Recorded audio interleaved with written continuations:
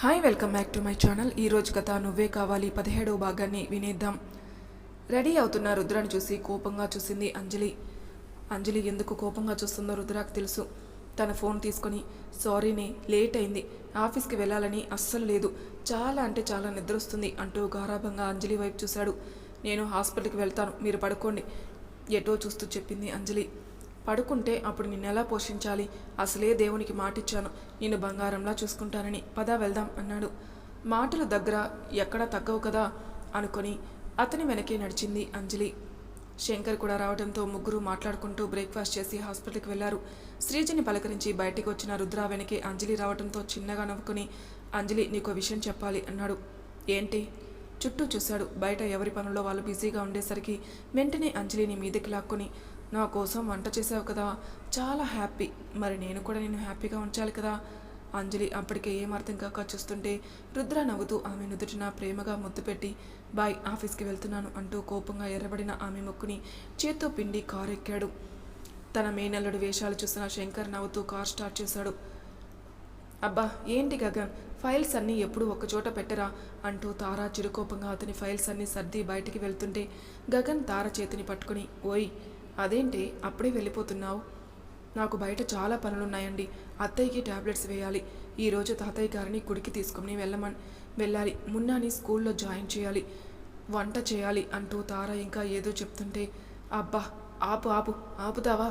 పెళ్ళయి ఇన్ని సంవత్సరాలు అవుతున్నా అందరి పనులు చేస్తున్నావు కానీ నా పనులు మాత్రం చేయవు. ఇప్పుడు మీకు ఏం తక్కువ చేశానని? చాలా తక్కువ చేశావు. ఇప్పుడు టైం లేదు కానీ ఒక ముద్దిచ్చేయి, ఆఫీస్కి వెళ్తాను అన్నాడు. నా వల్ల కాదండి. సరే అంటూ తార పెదవుల్ని అందుకొని కాసేపటికి వదిలి ఆమెని చూశాడు. సిగ్గుతో తలని దించుకుంది. గగన్ నవ్వుతూ, నీకు ఎప్పటికి పోతుంది ఆ సిగ్గు? ముద్దు పెట్టినా కూడా సిగ్గేనా? అబ్బా గగన్ అంటూ నవ్వుతూ బయటికి వచ్చింది ఆమె. గగన్ కూడా వచ్చాడు. హాల్లో ఉన్న హేమను చూసి గగన్ తార ఒకరి ముఖాలు ఒకరు చూసుకున్నారు.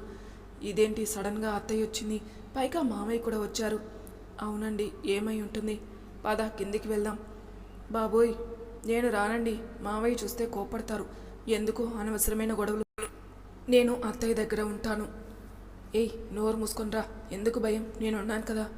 వద్దండి, నా మాట వినండి అంటూ తార బ్రతిమలాడుతుంటే గగన్ పట్టుదలగా తారని కిందికి తీసుకుని వచ్చాడు. ఎలా ఉన్నారు మావయ్య అని అడిగాడు. బాగున్నానురా, ఎలా ఉన్నావుమా అన్నాడు. బాగున్నాను బాబాయ్ అంటూ హేమ ముఖం కోపంగా ఉండడం చూసి భయంగా కిచెన్ రూమ్కి వెళ్తుంటే గగన్ తార చేతిని పట్టుకుని, కుదురుగా కూర్చో, లేదంటే నీకు మామూలుగా పగలదు, చిన్నగా చెవిలో వార్నింగ్ ఇచ్చాడు గగన్. తార భయంగానే గగన్ పక్కన నించుని టెన్షన్ ఫీల్ అవుతూ, ఏవండి బాబాయ్ వాళ్ళకి కాఫీ తెస్తాను ప్లీజ్ అంటూ గగన్ చేతిని విడిపించుకుని కిచెన్ రూమ్కి వెళ్ళింది. దీనికి ఎన్నిసార్లు చెప్పినా వేస్టే, నా మాట ఎప్పుడూ వినిందని అనుకుని సోఫాలో కూర్చున్నాడు. బయటికి వచ్చిన చంద్రశేఖర్, అరే బావా ఎప్పుడొచ్చారు? ఇప్పుడే బావా. బాగున్నావా హేమా? అన్నయ్య బాగున్నాను. వదిని చూడడానికి వచ్చావా? తను లోపలుందిరా. కాదన్నయ్య, నీతో ఒక విషయం మాట్లాడదామని వచ్చాను. ఏంట్రా విషయం? పెద్దమ్మాయికి ఒక సంబంధం వచ్చింది, అబ్బాయి అయితే బాగున్నాడు.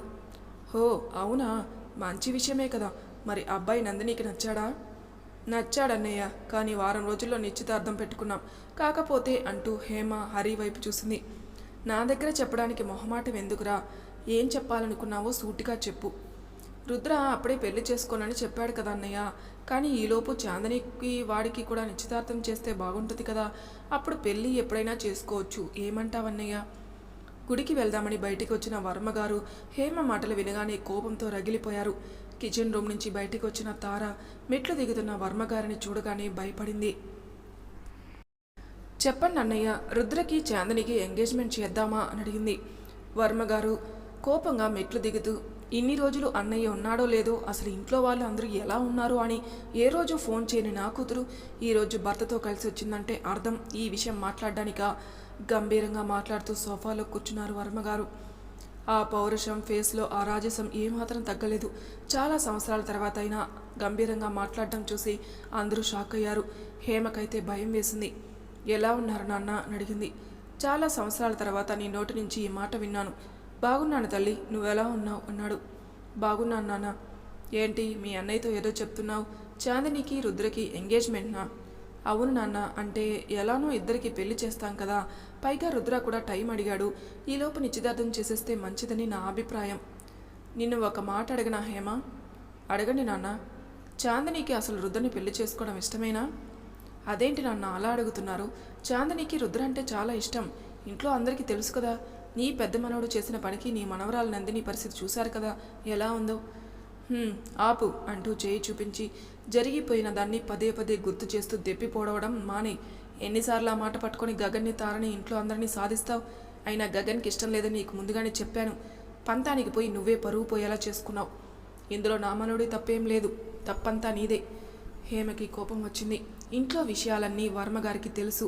అయినా సరే ఎప్పుడు ఏ విషయంలోని కలుగు చేసుకోలేని ఆయన ఈరోజు ఇంత కోపంగా మాట్లాడుతుంటే చంద్రశేఖర్ కూడా ఆశ్చర్యంగా చూస్తున్నాడు. సరే నాన్న, జరిగిందేదో జరిగింది. ఇప్పుడు జరగబోయే ఫంక్షన్ కోసం మాట్లాడితే బాగుంటుంది. సరే, ఆ విషయం గురించే మాట్లాడతాను. చాందినికి రుద్రకి పెళ్లి చేయడం నాకు ఇష్టం లేదు. అందరూ షాక్గా చూశారు. గగన్ అయితే తన తాతయ్య వైపే చూస్తున్నాడు. అదేంటి నాన్న అలా అంటున్నారు? ఎందుకు మీకు ఇష్టం లేదు? నాకు ఇష్టం లేదు. ఎందుకంటే రుద్రకి చాందిని అంటే ఇష్టం లేదు. కావాలంటే నువ్వు ఫోన్ చేసి నీ కొడుకుని అడుగు అంటూ కోపంగా చూశారు వర్మ. చంద్రశేఖర్ ఏమీ అర్థం కాక చూస్తుంటే వర్మ చిన్నగా నవ్వుతూ, ఎందుకు చెప్తున్నానో నువ్వు చెల్లి బాగా అర్థం చేసుకోండి. రుద్రకి నిజంగానే పెళ్లి ఇష్టం లేదు. కావాలంటే వాడి ఇంటికి వచ్చాక అడుగు, నీకే తెలుస్తుంది. నాన్న, రుద్ర సంగతి పక్కన పెడితే నేను చెల్లికి మాట ఇచ్చాను నాన్న. మాట సంగతి పక్కన పెట్టు. ఇష్టం లేని పెళ్లి చేసి వాడి గొంతు కోయాలని చూస్తే మాత్రం మీరందరూ నా విశ్వరూపం చూస్తారు. హరి అని పిలిచాడు. చెప్పండి మావయ్య. హేమ గురించి నీకు తెలిసిందే కదా. అనుకున్నది జరిగితే కానీ తన పంతం వదలదు. చివరికి నా కొడుకు కూడా అంతే. కనీసం నువ్వైనా అర్థం చేసుకో. చాందిని సంతోషంగా ఉండాలంటే నువ్వు తన మనసుకు నచ్చిన వాడిని తెచ్చి పెళ్లి చేయి. నా పేరున ఉన్న 100 ఎకరాల మామిడి తోటని నేను చాందిని పేరున రాస్తాను. అలానే నేను కొత్తగా కట్టించిన ప్యాలెస్ కూడా చాందిని పేరునే రాస్తాను. కట్న కానుకల దగ్గర ఏమాత్రం వెనక అడుగు వేయాల్సిన పని లేదు. చాందిని ఏంటి, నందిని కూడా ఆస్తి రాసిస్తాను. నా మనవరాలు పెళ్ళిళ్ళు మాత్రం అంగరంగ వైభవంగా జరగాలి, సరేనా అన్నాడు. సరే మామయ్య గారు అంటూ హేమ ముఖం చూశారు వర్మగారు. ముఖంలో సంతోషం మామూలుగా లేదు. దీని బుద్ధి మారదు. ఆస్తి కోసం రుద్రని ఇంటి అల్లుడుగా చేసుకోవాలని ప్లాన్ వేసింది అనుకుని. ఏంటి హేమ, సంతోషమేనా? సంతోషం అంటే సంతోషంగా ఉంది నాన్న, కానీ రుద్ర నా ఇంటి అల్లుడుగా ఉండాలని నా ఆశ నాన్న అన్నది. హేమ మాటలకి అర్థమేంటో తెలిసిన వర్మగారు, చూడు, నీకు ఇవ్వాల్సిన ఆస్తి కూడా నీకు ఇస్తాను. రుద్ర పేరు జపించడం మానేయి. నీ బుద్ధంతా డబ్బు కోసమే కదా ఇన్ని రోజులు. గుర్తురాని అన్నయ్య, నాన్న, వదిన ఈరోజు గుర్తొచ్చారా అంటూ కోపంగా చంద్రశేఖర్ వైపు చూసి, ఎవరి మనసులో ఏముందో తెలుసుకోకుండా మాట ఇవ్వడం తప్పు. ఇప్పుడు చేసిన తప్పు ఇంకెప్పుడు చేయకు చంద్ర అంటూ కోపంగా పైకి అమ్మ తారా అని పిలిచారు. అప్పటి వరకు షాక్లో ఉన్న తార వర్మగారి పిలుపుకి తేరుకొని పరుగున ముందుకు వచ్చి, చెప్పండి తాతయ్య. పదా తల్లి, గుడికి వెళ్దాం. గగన్, నువ్వు కూడా రా అంటూ ముగ్గురు కలిసి బయటికి వెళ్లారు. అసలే డబ్బు పిచ్చైన హేమ తన తండ్రి తనకి ఇవ్వాల్సింది ఇస్తానన్న తన పంతం మాత్రం వదులుకోలేదు. ఎందుకురా ఇలా చావగొడుతున్నావు?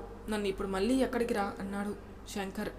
అబ్బా మావయ్య, భోజనం చేయవా? లంచ్ టైం అయింది కదా అంటూ కారు చాలా స్పీడ్గా డ్రైవ్ చేస్తున్నాడు రుద్ర.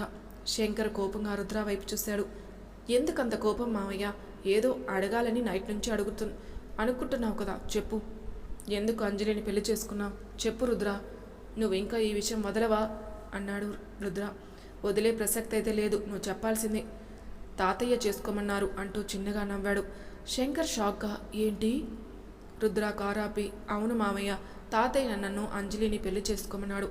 ఎందుకు ఏమిటి అని అడిగితే నాకు అసలు ఏమీ చెప్పలేదు, కానీ ఒక్క మాటే చెప్పారు. మన కుటుంబం కారణంగా అంజలి చాలా కోల్పోయింది, నువ్వు తనని పెళ్లి చేసుకో అన్నారు. శంకర్కి ఏం మాట్లాడాలో తెలియక వాటర్ బాటిల్ తీసుకుని గబగబా వాటర్ తాగి, అంటే నువ్వు ఇండియా వచ్చింది? అవును, నేను లండన్లో ఉండగానే తాతయ్య నాకు ఫోన్ చేసి అంజలి కోసం చెప్పారు, కానీ నేను పెద్దగా పట్టించుకోలేదు. కానీ హాస్పిటల్లో అంజలిని చూడగానే అనిపించింది తననే పెళ్లి చేసుకోవాలని. ఆ రోజు నైట్ తాతయ్యకి ఫోన్ చేశారు, శ్రీజ యాక్సిడెంట్ అయిందని. ఆయనకి తెలుసు. అదే అదునుగా తీసుకొని తాతయ్య నన్ను అంజలిని పెళ్లి చేసుకోమన్నారు. ఏంటి? అసలు ఇదంతా ఎప్పుడు జరిగిందిరా? నాతో అన్నీ షేర్ చేసుకునే నువ్వు నాకు ఈ విషయం ఎందుకు చెప్పలేదు? ఎందుకంటే తాతయ్య ఎవరికీ చెప్పొద్దని నా దగ్గర మాట తీసుకున్నారు, అందుకని నీకు చెప్పలేదు మామయ్య. సారీ మామయ్య. సారీ కాదురా, అమ్మకి యాక్సిడెంట్ అనగాని నువ్వు బయలుదేరినప్పుడే నాకు డౌట్ వచ్చింది. కనీసం మొన్న పుట్టినప్పుడే వెళ్ళని నువ్వు ఆ రోజున ఇండియా వెళ్దామని నన్ను తొందర పెట్టావు. అమ్మకి యాక్సిడెంట్ అయిందన్న టెన్షన్లో నీ గురించి పెద్దగా పట్టించుకోలేదు. నాకేం తెలుసు, తాతయ్య ఫోన్ చేసి ఇలా చెప్తాడని నేను అనుకోలేదు. అందుకేనా ఇండియా రాగానే కనీసం తాతయ్యని కూడా పలకరించలేదు? అందరికీ అనుమానం వస్తుందనా? అవును మామయ్య, సాధారణంగా ఆయన రూమ్కి ఎవరూ వెళ్ళరు. అందుకే ఎప్పుడు లేనిది అంజలి కోసం తాతయ్యని అడుగుదామన్నా ఎవరికైనా అనుమానం వస్తుందని నేను తాతయ్యతో ఫోన్లోని తప్ప ఎప్పుడు ఆయన రూమ్కి వెళ్ళలేదు. మొత్తానికి నాకు తెలియకుండా మీరిద్దరు కథ బాగానే నడిపారే. మన సంగతి పక్కన పెట్టు మామయ్య. అసలు అంజలి మన ఫ్యామిలీ కారణంగా ఏం నష్టపోయింది? మరే నన్నే అడుగు. నేనే కదా అంజలిని పెళ్లి చేసుకో బాబు అని ఫోన్ మీద చేసి నేను ఎంకరేజ్ చేశాను కదా, అందుకు నన్నే అడుగు. అబ్బా చెప్పు మామయ్య. ఏమోరా, నాకేం తెలుసు ఆయన మనసులో ఏమున్నాయో ఎవరికీ తెలీదు. ఎన్నో సంవత్సరాల నుంచి ఆయన ఆ గదిలోనే ఒంటరితనం గడిపారు. అలాంటిది అంజలిని నిన్ను పెళ్లి చేసుకోమన్నారంటే అది చిన్న విషయం కాదు. అవును మామయ్య, నేను అడిగాను తాతయ్యని అంజలి అమ్మా నాన్న ఎవరు అని. మరి ఏమన్నారు ఆయన? ఎవరని నన్ను అడగడం కాదు, నువ్వే అన్ని విషయాలు తెలుసుకో అన్నారు. సరిపోయింది అయితే. కానీ రుద్ర, ఎందుకో తాతయ్య ఏదో దాస్తున్నారా? ఏంటి మామయ్య నువ్వు అనేది? ఇన్ని సంవత్సరాలు ఆయన గదిలో ఉండి ఎప్పుడు లేనిది నీకు ఫోన్ చేసి అంజలి కోసం చెప్పి పెళ్లి చేసుకోమన్నారు అంటే ఆయన ఎవరికీ చెప్పలేని నిజాలు ఏవో ఉన్నాయి. అవును మామయ్య, నువ్వు చెప్పేది నిజమే. ఆయన అన్నట్టు అంజలి అమ్మా నాన్న ఎవరో తెలుసుకుంటే అప్పుడు నిజం ఏంటో మనకే తెలుస్తుంది. అంజలికి మన ఫ్యామిలీకి ఏదైనా రిలేషన్ ఉందేమో, లేదంటే అంజలి ఫ్యామిలీ తాతయ్య గారికి తెలిసేమో. ఏదో పెద్ద కారణం ఉంది, లేదంటే ఆయన ఎందుకు ఇలా చేస్తారు? అంటూ కార్ స్టార్ట్ చేశాడు రుద్ర. రే, నిన్నొకటి అడగనా? ఏంటి మావయ్య? నిజంగానే నువ్వు ప్రేమతో అంజలిని పెళ్లి చేసుకున్నావా, లేదంటే తాతయ్య చెప్పారని తనని పెళ్లి చేసుకున్నావా? శంకర్ వైపు చూసి, తనని ప్రేమించాను కాబట్టే తన మెడలో 3 ముళ్ళు వేశాను మావయ్య. కానీ నాకు అసలు ఏమీ అర్థం కావటం లేదు. రుద్రముఖంలో బాధ శంకర్కి తెలుసు. ఎందుకురా బాధపడుతున్నావు? ఏం చేయమంటావు మావయ్య? తనని నేను బంగారంలా చూసుకుందామని అనుకుంటున్నాను, కానీ తను మాత్రం నాకు దూరంగానే ఉంటుంది. ఎందుకు నా ప్రేమలో లోపం కనిపిస్తుందా మావయ్య? ఎంతోమంది అమ్మాయిలు నా వెంట పడినా కన్నెత్తి చూడని నేను ఈరోజు అంజలి ప్రేమ కోసం పరితపిస్తున్నాను. తను ప్రేమగా నా వైపు చూసి నవ్వితే చాలు అని నా మనసు ఎంతలా ఆరాటపడుతుందో నీకు తెలియదు మావయ్య. రుద్ర భుజం వైపు చేయి వేసి, రుద్ర, అంజలిని నీ వెనుక ఉన్న డబ్బు చూసి భయపడుతుంది, అంతేకాని నువ్వంటే ప్రేమ లేక కాదు. తన కోసం డబ్బేంటి మావయ్య? అవసరమైతే నా పేరు మీద ఉన్న కోట్లాస్తి కూడా వదులుకొని పూరి గుడిసెలో ఉండమన్నా సంతోషంగా ఉంటాను. ఆ పిచ్చిదానికి ఎందుకు మావయ్య నా మనసు అర్థం కావడం లేదు. అదేమన్నా చిన్నపిల్ల, కొట్టి చెప్పనా నన్ను ప్రేమించే అని?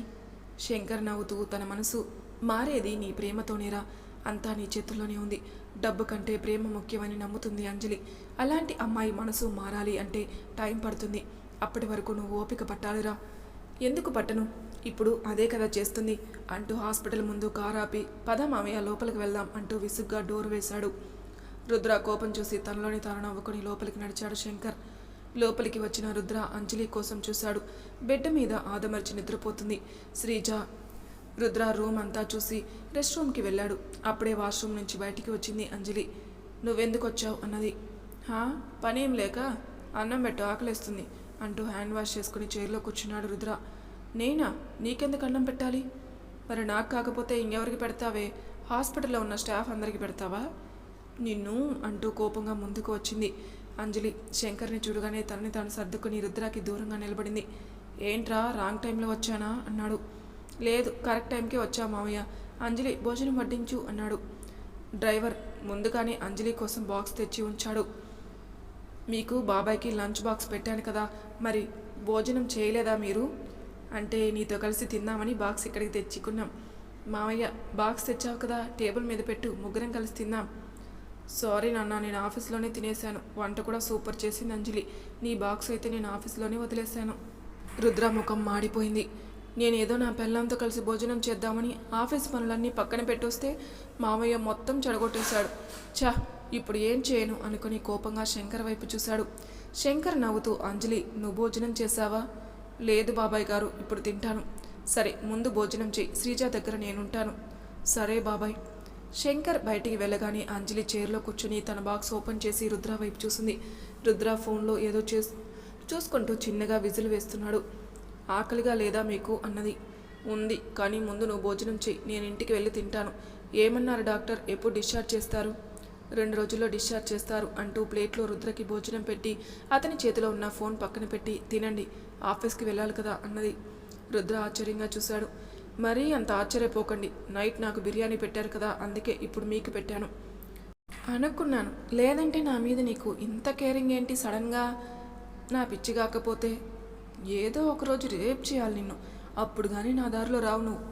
నిన్ను అంటూ కోపంగా రుద్ర భుజంపై గిల్లింది. అబ్బా ఏంటి అలా గిచ్చేసావు రాక్షసి, చూస్తుండవే, నువ్వు నాతో కలిసి ఉండాలి, అప్పుడు చెప్తా నీ సంగతి, ప్రతిరోజు నీకు చుక్కలే అంటూ చిలిపిగా నవ్వాడు రుద్ర. అంజలి కోపంగా చూసేసరికి ఈ లుక్స్ ఎప్పుడు నన్ను అల్లాడిస్తాయి కానీ ముందు తిను అంటూ అంజలి నోట్లో ముద్ద పెట్టాడు. నాకెందుకు పెడుతున్నావు? నువ్వు నా పెళ్ళానివి కదా, అందుకే నీకు పెడుతున్నాను. కోపంగా చూడ్డం మానేసి తినవే బాబు, నీ చూపులకి భస్మం అయిపోయేలా ఉన్నాను అంటూ తను భోజనం చేశాడు. అంజలి తింటూ రుద్రాన్ని చూసింది. అతని కళ్ళల్లోనే తెలుస్తుంది ఆమెంటో ఎంతో ఇష్టమని. మరి తర్వాయి భాగంలో ఏం జరుగుతుందో నెక్స్ట్ ఎపిసోడ్లో తెలుసుకుందాం. అంతవరకు నా ఛానల్ని సబ్స్క్రైబ్ చేయని వాళ్ళు ప్లీజ్ సబ్స్క్రైబ్ చేసుకోండి, లైక్ చేసి షేర్ చేయండి, మీ అభిప్రాయాలు నాకు కామెంట్ రూపంలో తెలియచేయండి. Thank you for listening.